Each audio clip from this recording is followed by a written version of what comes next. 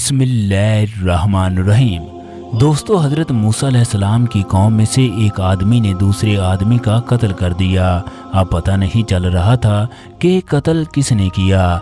तमाम लोग हज़रत मूसा अलैहिस्सलाम के पास गए। दोस्तों, हज़रत मूसा अलैहिस्सलाम ने अल्लाह तबारक व तआला से दुआ की, वही नाज़िल हुई, इनसे कहो कि एक गाय ज़िबा करें।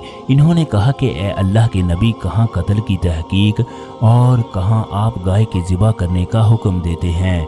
क्या आप हमसे मजाक करते हैं? मूसा अलैहिस्सलाम ने कहा कि अल्लाह के अहकामात में मजाक जाहलों का काम है। इन्होंने सवालात का दरवाज़ा खोल दिया और कहा वो गाय कैसी होनी चाहिए। इस पर हुक्म हुआ वो ना ही बूढ़ी हो और ना ही कम उम्र हो। इन्होंने कहा कि हज़रत ऐसी गाय तो बहुत हैं, और ये बयान फरमाए उसका रंग कैसा हो। आपने फरमाया कि उसका रंग सफ़ेद और जर्दी माइल हो।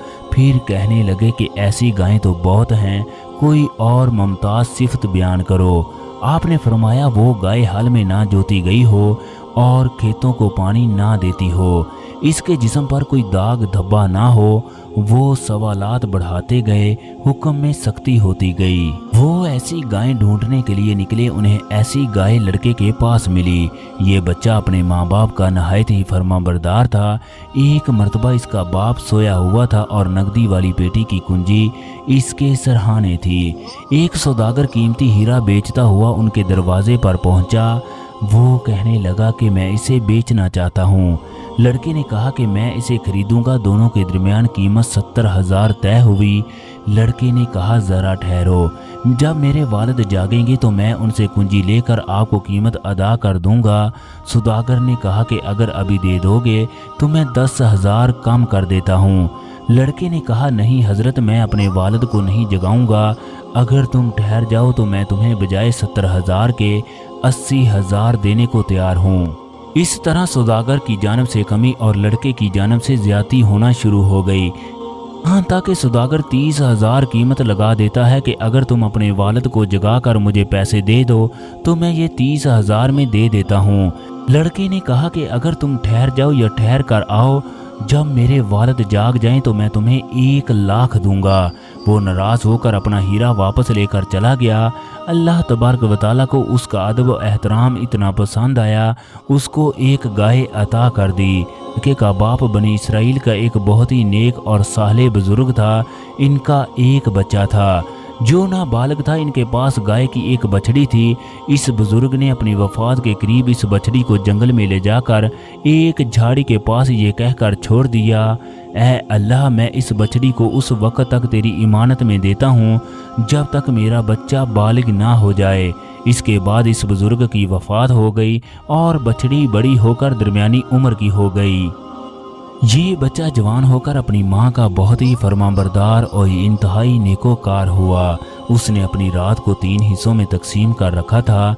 एक हिस्से में सोता, दूसरे हिस्से में इबादत करता, एक हिस्से में अपनी माँ की खिदमत करता। वो रोज़ाना सुबह को जंगल से लकड़ियाँ काट कर लाता, इनको फरोख्त करके 1/3 हिस्सा सदका कर देता, एक हिस्सा अपनी ज़ात पर खर्च कर देता और एक हिस्सा अपनी वालदा को दे देता। एक दिन इसकी वालदा ने कहा, बेटा, तेरे बाप ने तेरे लिए फलां जंगल में खुदा के नाम पर एक बछड़ी छोड़ी थी। अब वो जवान हो गई। अल्लाह तबारक व तआला से दुआ करो वो तुझे अता फरमा दे। लड़का जंगल में गया। उसने गाय को जंगल में देखा, अपनी वालदा की बताई हुई अलामतें उसमें पाई। उसको अल्लाह की कसम देकर बुलाया तो वो हाजिर हो गई। वो जवान गाय को लेकर वालदा की खिदमत में लाया। वालदा ने उसे बाजार में ले जाकर 3 दिनार में फरोख्त करने का हुक्म दिया और शर्त ये रखी कि सौदा होने पर फिर उसकी इजाज़त हासिल की जाए। उस ज़माने में गाय की ज़्यादा से ज़्यादा कीमत 3 दिनार होती थी। नौजवान जब इस गाय को बाजार में लाया तो एक फरिश्ता खरीदार की सूरत में आया। उसने गाय की कीमत 6 दिनार लगा दी, मगर शर्त ये रखी कि नौजवान अपनी वालदा से इजाज़त नहीं लेगा। नौजवान ने ये सौदा मंजूर ना किया और घर आकर तमाम किस्सा वालदा को बता दिया। उसकी वालदा कीमत मंजूर करने की तो इजाज़त दे दी, मगर बेचते वक्त फिर दोबारा अपनी मर्जी दरियाफ्त करने की शर्त लगा दी।